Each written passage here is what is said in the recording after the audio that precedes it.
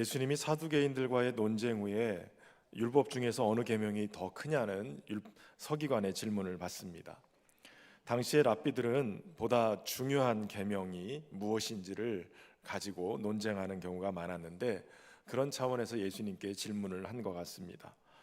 율법을 전문적으로 연구하는 서기관들에 의하면 구약의 율법 중에서 특별히 613개의 하나님의 명령을 찾아냈고, 이 가운데서 어떤 게 더 어려운지, 어떤 게 쉬운 계명인지 이것을 나누고, 무엇이 더 중요한지 이것을 연구하고 서로 토론하면서 이것을 찾아내는 일을 했다고 합니다.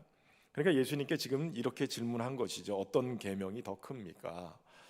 이에 예수님은 경건한 유대인들이 매일 2번씩 반복해서 읽는 성경인 신명기 말씀을 인용해서 말씀하시고 계십니다. 신명기 6장 4절에서 5절인데요.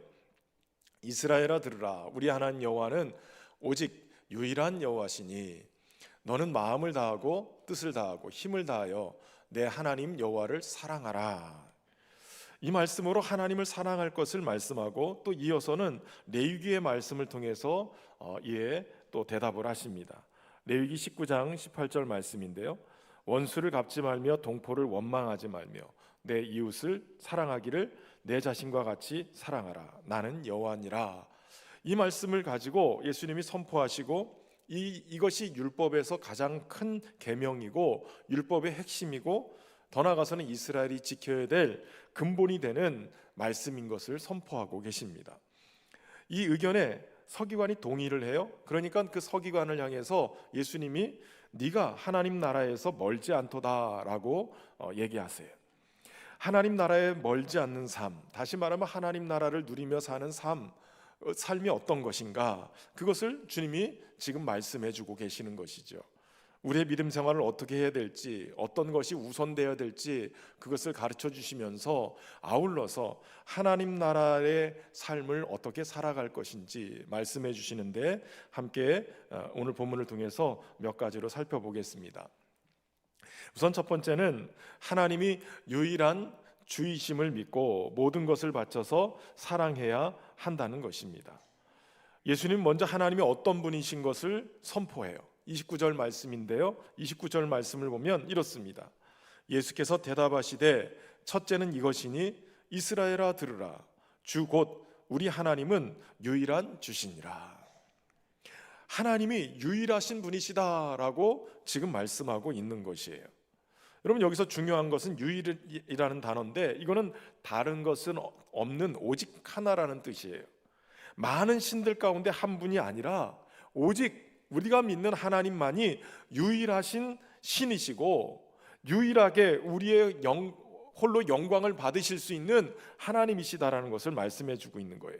이 땅의 모든 신이라고 하는 것들은 다 헛된 우상이고, 우리가 믿는 하나님만이 유일하게 우리의 경배와 찬양을 받으실 수 있는 참 하나님이시다라는 고백입니다. 여러분, 이 사실을 믿으십니까? 우리 하나님이 유일한 주시다라는 이 고백 속에는 2가지 의미가 담겨져 있어요. 그 첫 번째는 하나님은 우리에게 복 주실 수 있는 유일한 분이시다라는 거예요. 사람들에게 신앙을 왜 가지고 있느냐라고 물으면 거의 대부분 복 받으려고 이렇게 대답을 합니다.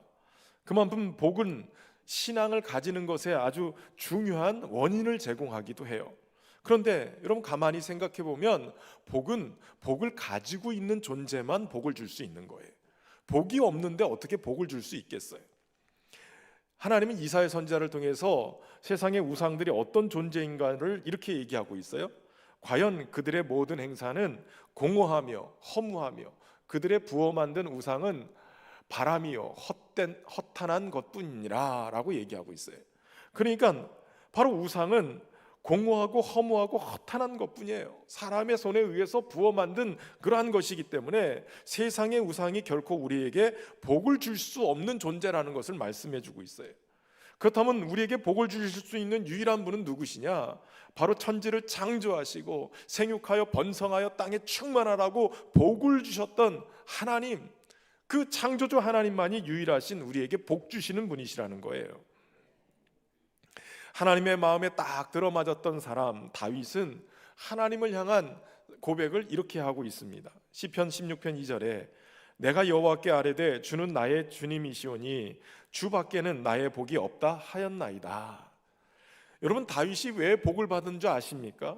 그의 마음은 다른 곳에 있지 않았어요. 다른 곳에 복을 받기 위해서 다른 것을 향해 가지 않고 그곳에 다른 것을 드리지 않았다는 거예요. 오직 나의 주님, 하나님만이 나의 주님이시고 그분만이 나에게 복 주시는 유일한 분이시다라고 믿고 그렇게 행했다라는 거예요. 다른 곳 기웃거리지 않았어요. 다른 것 바라보지 않았어요. 오직 주님만을 바라보고 살았던 거예요. 때로는 인생에 어려움이 찾아왔어요. 도망자 신세가 되고 깊은 수렁에 빠지는 것처럼, 사망의 음침한 골짜기 가는 것처럼 느껴질 때도 있었어요. 그러나 다른 것에 손 내밀지 아니하고, 다윗은 오직 살아계신 하나님, 나에게 복을 주실 수 있는 유일한 분은 하나님이심을 고백하면서 하나님께 손을 들은 거예요. 저와 여러분이 다윗의 고백처럼 주밖에는 나의 복이 없다라고 고백하면서 하나님의 복을 받아 누리는 귀한 주의 복의 사람 되기를 주의 이름으로 축원합니다. 또한 두 번째는 하나님은 구원자로서 유일한 분이시다라는 고백이 그 안에 담겨져 있어요. 복 주시는 하나님을 배신하고 불순종한 인간은 죄로 인해서 하나님으로부터 멀어졌어요. 여러분, 인생의 불행은 바로 여기서부터 출발하는 거예요. 하나님은 생명을 주시는 분이시요 복을 주시는 분이신데 그분으로부터 멀어지니 복을 받을 수 없고 복을 볼 수 없는 존재가 돼버려요. 더 나아가서는 하나님의 생명으로부터 떨어지니 인생은 죽음으로 향해 갈 수밖에 없는 것이에요. 그러니 오늘 우리의 인생의 문제를 해결하기 위해서는 바로 이 죄의 수렁에서 우리를 건져내시고 우리를 구원해내실 수 있는 분이 필요하다는 사실이에요. 성경은 아무리 능력이 탁월한 인간이라 할지라도 우리의 죄 문제를 해결하고 우리를 하나님의 복받은 존재로 건져내실 수 있는 분은 오직 예수 그리스도시다라고 선포하고 있는 거예요. 사도행전 4장 12절에 다른 이로서는 구원을 받을 수 없나니 천하 사람 중에 구원을 받을 만한 다른 이름을 우리에게 주신 일이 없음이니라 하였더라. 예수님만이 하나님께로부터 보내져서 하나님의 뜻을 이루고 죄인으로는 할 수 없는 이 대속을 온전히 이루신 분이시라는 거예요. 그분만이 우리를 구원하실 유일한 분으로 이 땅에 오셨고, 예수님만이 바로 우리의 인생의 수고와 무거운 죄의 짐을 벗기고 쉼이 없이 사는 피곤한 인생들에게 진정한 안식을 주실 수 있는 분인 것을 여러분 믿으시기를 주의 이름으로 축원합니다. 그러므로 우리는 하나님을 모든 것 다해서 사랑해야 하는 것이에요. 예수님에 대한 이 서기관의 질문에 예수님은 30절 말씀으로 또 이렇게 답을 하십니다. 우리 30절 말씀을 같이 한번 읽어볼까요? 내 마음을 다하고 목숨을 다하고 뜻을 다하고 힘을 다하여 주 너의 하나님을 사랑하라 하신 것이요. 아멘. 율법에서 가장 우선되고 중요한 첫 번째 계명이 무엇이라고 얘기해요? 바로 하나님을 사랑하라 하는 것이에요. 근데 그냥 하나님 사랑하라라고 얘기하지 않고 그 앞에 전제가 붙지요. 내 마음을 다하고 목숨을 다하고 뜻을 다하고 힘을 다하여 라고 얘기하고 있어요. 근데 우리 한글 개역 개정 성경을 보면 앞에만 내 마음하고 뒤에는 그냥 목숨 뜻 이렇게 하니까 왠지 좀 강조점이 좀 줄어드는 느낌이에요. 원어를 보면 각 단어마다 너의라는 단어가 붙어 있어요. 그러니까 너의 마음을 다하고 너의 목숨을 다하고 너의 뜻을 다하고 너의 힘을 다하여 하나님을 사랑하라는 거예요. 근데 여기서 다한다라는 단어는 훌레스라는 단어를 쓰는데 이건 전체, 통체, 모두라는 뜻을 가지고 있어요. 한마디로 얘기하면 어떤 조각이나 한 부분이 떨어져 나가서 뭔가 부족한 상태의 전체가 아니에요. 이것은 아무것도 떨어지지 않은, 아무것도 나눠지지 않은, 아무것도 조각나지 않은 온전한 상태의 전체를 얘기하는 거예요. 때로 우상이나 물질이나 다른 것을 사랑함으로 내 마음의 한 부분이 떨어져 나가서 빼앗겨서 있는 그 상태가 아니라 오직 하나님 안에 하나님께 드릴 수 있는 온전한 상태의 내 마음, 나의 모든 것을 하나님 앞에 드려서 사랑하라는 것이에요. 하나님은 우리의 마음 전체를 원하세요. 조금도 떨어져 나가지 않은 온전한 상태의 모습을 원하시는 거예요. 하나님을 사랑하는 것은 바로 우리의 온전한 상태의 온 마음을 드리는 것이에요. 하나님은 하나님을 사랑할 때 이 전 마음을 전체를 다 쏟아서 하나님을 사랑할 것을 요구하세요. 목숨도 쏟아붓고 뜻도 쏟아붓고 힘도 몽땅 쏟아부어서 하나님을 사랑하라고 한 것은 다른 말로 표현하면 우리의 인생 전체를 하나님께 올인하라는 거예요. 하나님은 우리의 전체를 원하셔요. 우리가 하나님을 사랑해야 될 이유는 하나님이 먼저 우리를 택하시고 온전한 사랑으로 우리를 사랑하셨기 때문이에요. 여러분, 하나님이 사랑하시기 때문에 이스라엘을 택하세요. 신명기 7장 7절에 보면 이스라엘을 택한 이유를 이렇게 주님이 설명하고 계세요. 여호와께서 너희를 기뻐하시고 너희를 택하심은 너희가 다른 민족보다 수요가 많기 때문이 아니니라. 너희는 오히려 모든 민족 중에서 가장 적으니라. 여호와께서 다만 너희를 사랑하심으로 말미암아 또는 너희의 조상들에게 하신 맹세를 지키려 하심으로 말미암아 자기의 권능의 손으로 너희를 인도하여 내시되 너희를 그 종되었던 집에서 애굽 왕 바로의 손에서 속량하셨나니라고 얘기해요. 이스라엘을 택한 것이 다른 것이 아니에요. 여호와께서 다만 너희를 사랑하심으로 말미암아예요. 하나님이 사랑하셨기 때문에 그들을 택하신 거예요. 여러분, 하나님은 오늘도 우리를 사랑하시는 줄로 믿습니다. 그렇기 때문에 우리를 택하신 것이에요. 변함없이 계속 타오르는 하나님의 사랑 때문에 저와 여러분이 선택되었다면 어떤 자격과 상관없어요. 인생에 문제가 생겨도 상관없어요. 조건이 안 돼도 상관이 없어요. 하나님이 우리를 향하신 그 사랑은 멈추지 않을 것이에요. 세상 끝날까지도 끝까지 하나님의 사랑이 우리를 붙들고 있는 것을 믿으시기를 주의 이름으로 축원합니다. 하나님이 우리를 사랑하셨기 때문에 가능한 거예요. 이 사랑에는 특징이 있죠. 사랑하면 모든 것을 쏟아부어도 아깝지 않다는 거예요. 가치 자체가 사랑에 있기 때문에 다른 것들은 그 가치가 부차적인 거예요. 그러니까 이 사랑하는 것에 얼마든지 그 가치를 쏟아부을 수 있는 거예요. 아깝지 않습니다. 하나님은 우리를 택하시고 사랑하셨어요. 어떻게 사랑하셨냐면 하나님의 모든 것을 쏟아부을 정도로 사랑하신 거예요.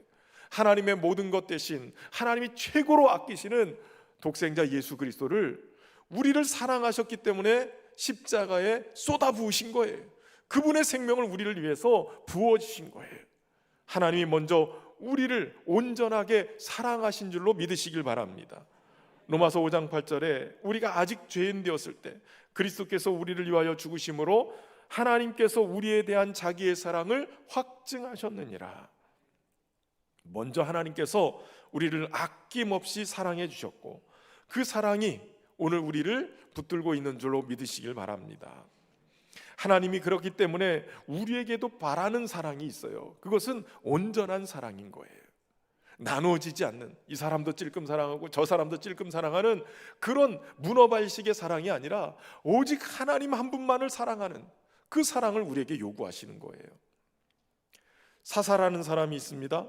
평범한 일상을 살다가 범죄한 이스라엘이 이웃나라에게 징계를 받아서 어려움을 당할 때 그들이 돌이켜서 하나님께 은혜를 구하고 부르짖으면 하나님이 백성들 중에서 한 사람을 택해서 구원하는 사람으로 그들을 보내십니다. 그런데 그 사사들의 대부분은 겁이 많은 사람이거나 농사꾼이거나 때로는 여인이거나 때로는 장애를 가지고 있는 사람들이 선택돼서 그들이 하나님의 구원의 도구로 사용되었어요. 그런데 사사기를 읽다 보면 유독 그러한 연약한 자들하고는 반대되는 한 사람이 등장합니다. 바로 삼손입니다. 강한 힘으로 이스라엘을 괴롭히던 블레셋을 물리쳐요. 그런데 다른 사자들에게는 없는 이 힘을 가진 삼손이 자기의 사명을 망각한 채로 세상에 빠집니다. 정확하게 말하면 이방 여인을 사랑하다 망하는 인생이 돼버려요. 어려서부터 나시린으로 구별돼서 살았던 삼손이 커서 일반인들도 유대인들은 어느 누구도 사랑하지 않는 이방 여인을 사랑하고 그리고 결혼하게 되어져요. 여기서부터 불행의 시작됩니다. 아내도 뺏기고 분해서 나귀턱뼈로 1000명을 쳐 죽였던 정도의 이 강한 힘으로 그렇게 있었던 삼손이 최후가 어때요? 드릴라라는 기생에 빠져서 결국 힘의 비밀이었던 머리를 다 밀리게 되고 눈이 뽑힌 채로 놋줄에 매여서 짐승이 짐승을 대신해서 맷돌을 가는 그러한 존재가 돼버리고 말았어요. 여러분, 하나님께 온전히 드려야 될 마음을 이방 여인에게 빼앗기고 버리니까 하나님께 그 마음이 조각조각 나버려서 온전하게 드리지 못하는 거예요. 정작 사랑하는 사람을 볼 수 있도록 했던 이 눈이 빠지게 되고 묶여서 비참한 상황으로 마지막을 맞게 되는 것이에요. 하나님은 오늘 우리의 전심을 원하세요. 우리가 주님을 온전히 보지 못하고 세상을 사랑하거나 다른 것에 우리의 마음을 나눠주면 하나님을 사랑할 수 있도록, 하나님을 바라볼 수 있는 우리의 믿음의 눈이 멀게 될 것이고 여전히 죄의 노예가 돼서 살게 되는 것이에요. 하나님은 세상을 사랑한 나머지 조각난 이 부스러기 마음이 아니라 조각나지 않은 온전한 마음으로 하나님을 사랑하기를 원하시는 거예요. 저와 여러분이 하나님을 사랑하되 그렇게 사랑할 수 있기를 바랍니다. 근데 가만히 생각해 보면 우리의 모습으로, 우리의 사랑만으로는 이런 사랑할 수 없는 것을 우리가 깨닫게 되어져요. 우리의 연약한 모습은 하나님을 사랑한다고 하면서도 여전히 맨날 조각조각 나게 되죠. 이기적인 욕망으로 살기 때문에 때로는 그것이 시키는 대로 자꾸 여기저기 사랑을 향해서 나가는 거예요. 그래서 우리가 하나님을 온전히 사랑하려면 한 가지 방법밖에 없어요. 예수님의 사랑이 우리 안에 들어와야 되는 거예요. 주님이 그래서 우리 안에 성령으로 들어오시는 이유가 뭐냐면 예수님이 인간의 모습으로 오셔서 끊임없이 육의 욕망과 유혹을 물리치고 한결같이 하나님을 온전한 마음으로 사랑하신 분이기 때문에 그래요. 예수님이 자신의 몸을 들여서 예수님이 온전한 사랑으로 하나님을 사랑해낸 분이셨기 때문에 예수님이 우리 안에 들어오셔서 영이신 성령이 우리 안에 들어오셔서 우리 안에 좌정하셔야만 하나님을 온전히 사랑할 수 있는 존재가 되는 거예요. 우리의 마음속에 그리스도의 사랑으로 채우시고 우리의 마음의 주인이 예수님이시면 예수님 사랑으로 말미암아 하나님을 온전하게 사랑하게 될 줄로 믿습니다. 저와 여러분이 그런 사랑할 수 있길 주의 이름으로 축원합니다. 두 번째는 이웃을 내 자신과 같이 사랑해야 한다는 것이에요. 전심으로 하나님을 사랑하라 하는 이 첫째 계명을 말씀하신 예수님이 묻지도 않는데 둘째라고 얘기하시면서 한 가지 더 말씀하세요. 31절 말씀인데 같이 읽어보겠습니다. 시작. 둘째는 이것이니 이웃을 자기 자신과 같이 사랑하라 하신 것이라. 이보다 더 큰 계명이 없느니라. 아멘. 같은 내용을 담고 있는 이 부분을 마태복음에서 보면 이렇게 표현하고 있어요. 예수께서 이르시되 내 마음을 다하고 목숨을 다하고 뜻을 다하여 주 너의 하나님을 사랑하라 하셨으니 이것이 크고 첫째 되는 계명이요 둘째도 그와 같으니 내 이웃을 내 자신과 같이 사랑하라 하셨으니 이 두 계명이 온 율법과 선지자의 강령이니라. 첫째 얘기하시고 둘째도 그와 같으니라고 주님이 말씀하셨다는 거예요. 첫째와 둘째가 같다는 것이죠. 누가복음은 10장에서 또 이렇게 말씀하세요. 대답하여 이르되 내 마음을 다하며 목숨을 다하며 힘을 다하며 뜻을 다하여 주 너의 하나님을 사랑하고 또한 내 이웃을 내 자신같이 사랑하라 하였나이다. 그러니까 이 누가복음은 이걸 아예 한 문장으로 묶어놨어요. 하나님 사랑, 이웃 사랑, 이게 같다, 아예 한 문장이다, 이렇게 얘기하고 있는 거죠. 오늘 본문에서 예수님도 이 두 가지를 같이 얘기하시면서 이보다 더 큰 계명이 없다라고 말씀하세요. 우리는 대부분 믿음 생활하면서 하나님 사랑에 대해서만 굉장히 강조해요. 그런데 우리 주님은 하나님 사랑과 이웃 사랑, 이것이 같은 것이다, 같이 묶여 있어야 된다, 따로 떨어져서는 안 된다라고 말씀하시는 거예요. 둘이 아니라 한 덩어리라는 거예요. 그러니까 하나님 사랑하는 자는 이웃도 사랑하는 것이고 이웃 사랑하는 자는 하나님 사랑해야 되는 거예요. 근데 오늘 본문을 보면 이웃을 사랑하는 데는 전제가 다르고 순서가 달라야 됨을 주님이 말씀하시는 거예요. 같으나 이 순서가 다르다는 거예요. 다시 말하면 이웃을 사랑하기 위해서는 하나님 사랑이 먼저 우선되어야 한다는 거예요. 그리고 이웃을 사랑하기 위해서는 내 자신을 사랑하는 것이 먼저 되어야 된다라고 말씀하세요. 왜 주님이 이렇게 말씀하셨을까요? 왜 하나님의 사랑이 먼저 되어야 한다고 얘기하셨을까요? 여러분, 우리가 전심으로 하나님을 사랑하면 우리를 향하신 하나님의 사랑이 우리 안에 들어와서 더 깊이 그 사랑을 경험하게 됩니다. 그러면 우리의 사랑이 결핍되어져서 온전한 사랑을 할 수 없을 때 주님의 사랑이 덮여져서 찢기고 상한 또 우리의 연약함이 치유되고 우리가 하나님의 사랑으로 온전함을 입게 되어지기 때문에 사랑이 가능한 자가 되어지는 거예요. 한 교회 집사님이 계시는데 이 집사님은 교회에서 부흥회만 했다 하면 강사 목사님 접대는 본인이 다 맡아서 하려고 하는 분이에요. 꼭 식사 대접을 본인이 하셔야 된다는 거예요. 근데 이분이 가끔 강사 목사님 양복도 막 해준대요. 양복도 해주는데 어느 때 해주냐면 비 오는 날 해주신다는 거예요. 오늘도 비가 왔는데. 근데 그 이유는 나중에 보니까 가슴 속에 담긴 아픈 기억이 있는 거예요. 이분이 어렸을 때 가난했는데 학창 시절에 비싼 교복 바지 대신에 시장에 가서 싼 바지를 사서 입었다는 거예요.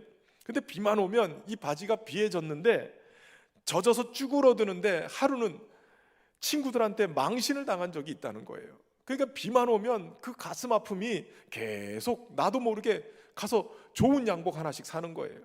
비만 오면 강사 목사님도 비 오는 날은 양복 얻어 입는 거예요. 우리 성도들 중에는 그런 분이 안 계시리라 생각이 드는데, 여러분 가만히 생각해 보면 상처 없는 사람이 없어요. 그 상처가 잘 치유되기 위해서는 그 부족한 부분, 사랑이 듬뿍 경험되어져야 되는 거예요. 사랑을 통해서 우리가 소중한 존재인 것을 인지하고 그 시각으로 자신을 용서하고 용납하고 받아들이면 이제 자신도 사랑할 수 있게 되어져요.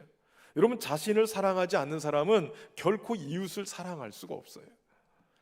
세상의 문제는 다 사랑의 문제예요. 결핍된 사랑은 문제 있는 삶을 살게 되고요, 결핍을 채우기 위해서 위험한 사랑을 합니다.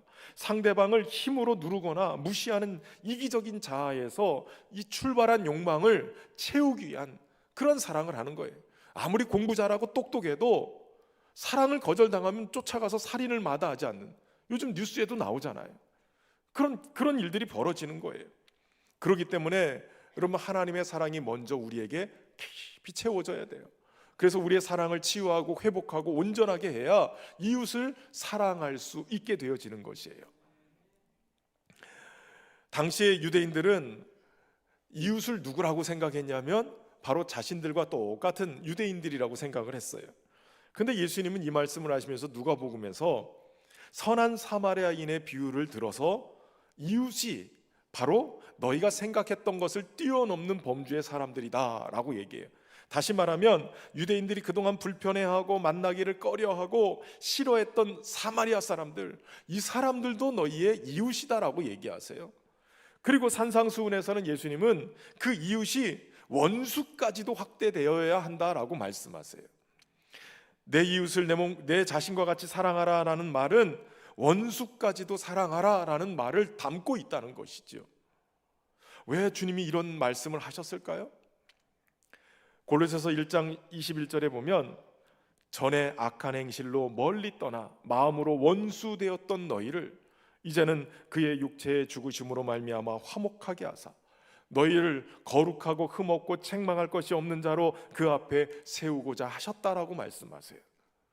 여러분, 하나님이 우리를 향하신 하나님의 사랑이 어떤 사랑이냐면 우리가 하나님과 원수 되었는데 그 원수인 우리를 주님이 품으셨다는 거예요. 사랑으로 먼저 우리를 사랑해내셨다는 거예요. 그러니까 우리가 하나님 앞에 용서받고 하나님의 사랑을 입은 것은 원수까지 사랑하신 하나님의 사랑을 입은 거예요. 그렇기 때문에 그 사랑을 입은 우리도 사랑해야 돼요. 요한일서 4장 12절에 어느 때나 하나님을 본 사람이 없으되 만일 우리가 서로 사랑하면 하나님이 우리 안에 거하시고 그의 사랑이 우리 안에서 온전히 이루어지느니라 라고 얘기해요.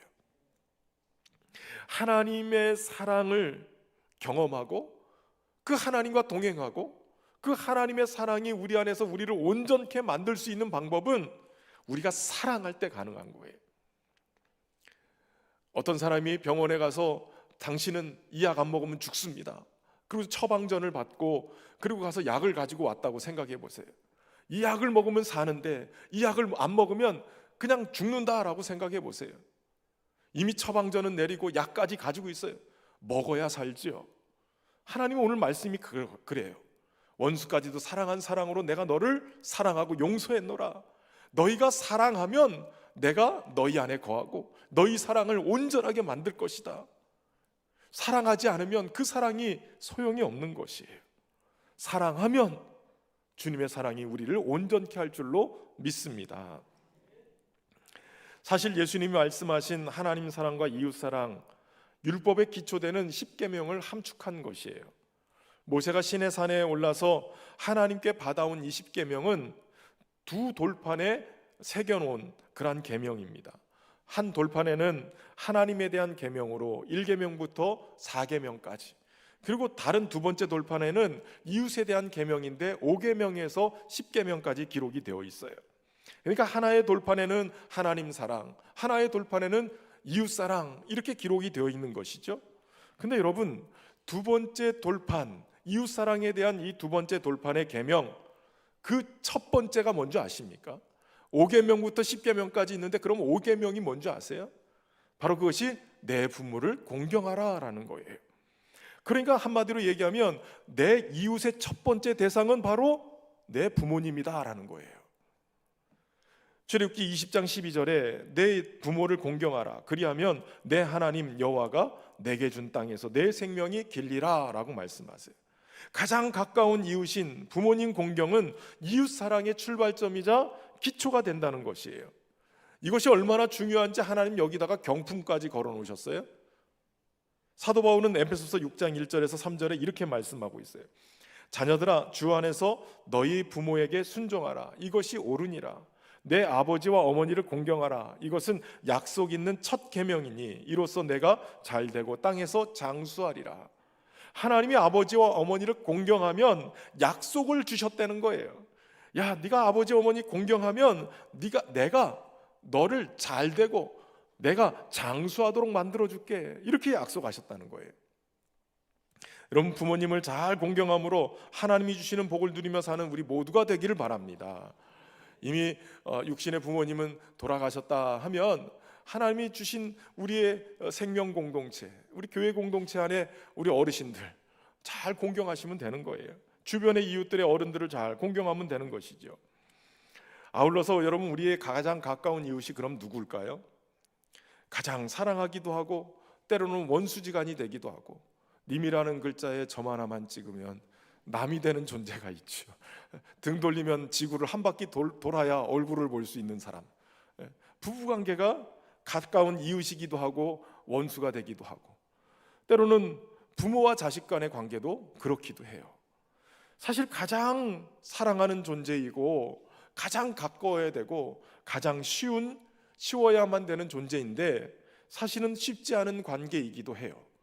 사랑하기에 너무 어렵고 힘들고, 또 깊은 오해 때문에 상처를 받기도 하고, 너무 쉽게 생각하기 때문에 상처를 주고 받기도 합니다. 최근에 방영됐던 눈물의 여왕이라는 드라마가 있습니다. 사랑해서 결혼했던 결혼 3년차 부부가 위기를 맞게 되는데, 재벌집 사위로 들어간 이 남자 주인공이 처가살이를 하면서 직장 상사인 아내와의 갈등 때문에 깊은 오해로 이혼을 준비하는 과정에서부터 출발을 해요. 건강하던 이 아내가 3개월 시한부 판정을 받으면서 부부가 위기를 맞게 되는데, 이 드라마는 그 위기를 잘 극복해서 마지막에 해피엔딩으로 끝납니다. 그런데 이 과정을 가만히 보니까 서로에게서 가슴 아픈, 가슴 속에 있는 진실을 말하지 않고 마음과 다른 말들을, 아픈 말들을 툭툭 뱉으면서 서로의 마음에 상처를 주고 오해가 깊어지는 거예요. 그러면서 너무나도 사랑했던 그 감정이 식어지고 미움과 아픔만 남은 상태가 돼버리고 맙니다. 그 상태에서 다시 신뢰가 회복되고 이해하게 되고 사랑이 미움과 절망을 걷어내는 모습을 그려주고 있는데, 그러면서 눈물샘을 많이 터뜨려요. 그래서 많이 울게 돼서 눈물의 여왕인 것 같아요. 근데 이 드라마의 마지막 장면이 참 감동적이었어요. 저는 남편인 이 백현우라는 사람이 아내를 대신해서 총을 맞습니다. 간신히 살아나게 되면서 또 아내도 불치병이었으나 무슨 치료 방법을 통해서 치료는 했는데 기억을 잃어버렸어요. 그래서 아내와 완전히 새로운 삶을 시작을 하게 되는 거예요. 이혼을 했는데 다시 새로운 사랑으로 출발하는 이 과정, 마지막 장면에서 둘이 걸으면서 둘이 대화를 하는 거예요. 아마도 이 드라마의 마지막 대사에 박지은 작가의 본 뜻이 담겨져 있는 것 같아서 제가 다 필사를 했어요. 그냥 드라마다 생각하고 들으시면 돼요. 함께 길을 걷다가 이 아내인 홍혜인이 이렇게 말합니다. 우리가 그렇게 된 건 아주 큰 이유 때문은 아니었을 거야. 마음과 다른 말들을 내뱉고 괜한 자존심 세우다가 멍청한 오해들도 만들었겠지. 용기 내서 노크하는 것보단 문 닫고 혼자 방에 들어가서 당신을 미워하는 게 가장 쉬웠을 거야. 근데 이제 안 그래 볼 거야. 그럼 해볼 만하지 않을까? 이때 남편 백현우가 이렇게 대답을 해요. 나도 그랬어. 누가 또 당신한테 총을 쏘면 그 앞으로는 12번도 더 뛰어들 자신이 있거든. 근데 그런 것 말고 매일 사소한 일상 속에서 지치고 싸우고 실망하는 건 좀 두려웠어. 또 틀어지고 어긋나고 미워하지 않을 거라고 자신할 수가 없었어. 근데 딱 하나 확실한 건 같이 있을 수 있어. 어떤 순간이 와도 망가지면 고치고 구멍 나면 메워가면서 좀 너덜거리고 완벽하지 않아도 그냥 그렇게 그래도 괜찮다면 나랑 결혼해 줄래? 이러고 프로포즈하는 장면이에요. 여러분, 우리가 사랑이라고 얘기하면 굉장히 대단한 걸 하는 것처럼 느껴져요. 그런데 이게 무너지는 것은 별 작은 실수, 사소한 말 한마디 때문에 무너지는 거예요. 그저 가슴속 본심을 말하면서 서로를 소중하게 여기면서 그렇게 아름다운 언어들로 표현을 해내면 상처도 안 받을 거예요. 그런데 툭툭 던지는 가슴속 얘기가 아니라 자존심 세우는 얘기로 마음이 없는 얘기를 해가면서 무너져 가리는 거예요. 이 남편 백현우가 얘기한 말이 참 귀하다라는 생각이 들어요. 어느 순간이 와도 망가지면 고치고 구멍 나면 메워가면서 좀 너덜거리고 완벽하지 않아도 그냥 그렇게 함께 하루하루 살아가다 보면, 그리고 함께 손잡고 가면서 인생이 주는 행복을 누리다 보면 우리가 어느 순간에 하나님 앞에 설 거예요. 하나님 물으시겠죠. 야, 내 이웃을 내 자신과 같이 사랑하다 왔니? 예, 주님이 주신 이웃, 부모님 사랑하고 내 배우자 사랑하고 내 자녀들 사랑하고 그리고 우리에게 주신 주님의 몸된 교회의 성도들 사랑하고 우리 주변에 있는 이웃들 사랑하고 왔습니다. 이런 대답할 수 있기를 주의 이름으로 축원합니다. 세 번째는 우리는 사랑함으로 하나님 나라를 누리며 살 수 있다는 것이에요. 예수님의 대답을 듣고 질문했던 서기관은 마치 감격스러운 듯이 펄쩍 뛰면서 이렇게 말합니다. 서기관이 이르되 선생님이여 올소이다. 하나님은 한 분이시요 그 외에 다른 이가 없다 하신 말씀이 참이니이다. 또 마음을 다하고 지혜를 다하고 힘을 다하여 하나님을 사랑하는 것과 또 이웃을 자기 자신과 같이 사랑하는 것이 전체로 드리는 모든 번제물과 기타 제물보다 나으니이다. 자신이 생각해 오던 것과 예수님의 대답이 같다라고 생각했는지 이 서기관은 정말 너무 좋아하는 모습이 보이는 거예요. 선생님이여 올소이다. 예, 예수님 정말 그렇습니다. 그렇게 사랑하는 삶을 살아가는 것이, 사랑하며 사는 그 삶이 전체로 드리는 어떤 번제물과 기타 제물보다 낫습니다. 여러분, 이 말은 오늘 우리가 하나님을 섬긴다고 말하면서 드리는 예배, 찬양대의 찬송, 드리는 헌금, 이걸 다 포함해서 우리가 하나님을 유일하신 주님으로 고백하고 조각나지 않은 마음으로 사랑하고 이웃을 내 자신과 같이 사랑하는 것, 이것이 우선되지 않으면, 아니면 이것이 전제되지 않으면 우리의 예배 자체가 헛것이 될 수 있다는 것을 말씀해주고 있는 거예요. 아무리 화려한 예배를 드려도, 천상의 하모니로 사람을 감동시키는 찬양을 불러도, 남들이 상상하지 못할 엄청난 양의 헌금을 드려도 하나님 사랑하고 이웃 사랑하지 않으면 모든 게 다 헛된 것이 되어버릴 수 있다는 것이에요. 반대로 얘기하면 우리가 하나님을 사랑하고 이웃을 이렇게 사랑해내면 우리가 드리는 예배는 하나님이 받으시는 정말 좋은 아름다운 예배가 된다는 것이에요. 같은 내용을 담고 있는 누가복음 10장에 보면 어떤 율법 교사가 예수님을 시험하면서 물어본 거예요. 어떻게 해야 영생을 얻겠습니까?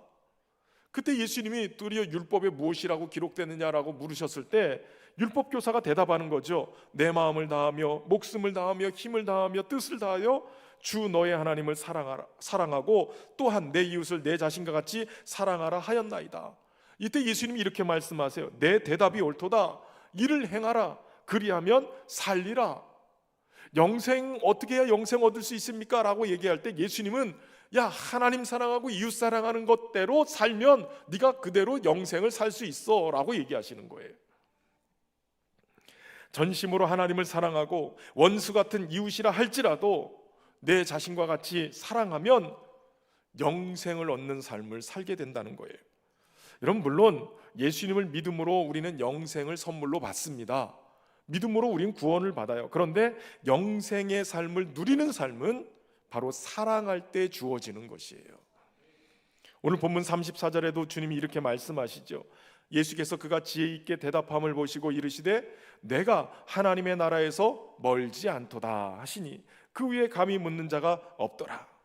내가 하나님의 나라에서 멀지 않도다. 동의했던 이 서기관이 하나님 사랑하고 이웃 사랑하는 게 어떤 제물을 드리는 것보다 어떤 예배 드리는 것보다 더 중요합니다라고 얘기할 그에게 야, 너에게 하나님의 나라가 멀지 않았구나. 여러분, 사랑하면 하나님 나라를 누리며 살게 되는 것이에요. 에덴 동산은 천국의 모형이죠. 기쁨의 동산이에요. 하나님 나라는 기쁨이 가득한 곳이에요. 여러분, 우리가 사랑하면 우리의 삶의 자리에 주님이 주시는 기쁨이 넘치게 될 줄로 믿습니다. 아무리 예배를 잘 드리고 은혜 받았다고 말씀하셔도 마음이 나뉘어져서 하나님만 사랑하지 않고 세상과 재물과 다른 것들을 더 사랑하면 우리의 예배가 온전한 예배가 되지 않아요. 천국을 누리지 못해요.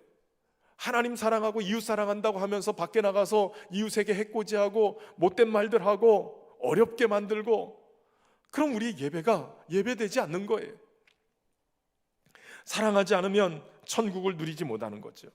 여러분, 누군가를 미워하면 어느 순간에 기쁨이 사라지죠. 행복이 사라지는 거예요. 그러나 우리가 사랑을 해내면 주님 안에서 주님이 주시는 영생의 삶, 천국을 누리는 삶을 살아가게 될 줄로 믿습니다. 사랑으로 누군가의 허물과 상처를 보듬고 조각나지 않게 하나님을 사랑하면 그 사랑이 우리 안에서 우리를 온전하게 만들기 때문입니다. 하나님을 온전히 사랑하고 이웃을 내 자신과 같이 사랑함으로 천국의 삶을 살아가는 저와 여러분 되기를 주의 이름으로 축원합니다. 우리가 함께 찬양 고백하면서 하나님을 향한 우리의 사랑 함께 고백하며 나가겠습니다. 온 마음 다해 주 사랑하라. 생명 다해 주 사랑하라. 뜻을 다하여 사랑하라. 온 마음 다해 생명 다해 주 사랑해. 다시 고백합시다. 온 마음 다해, 온 마음 다해 주 사랑하라.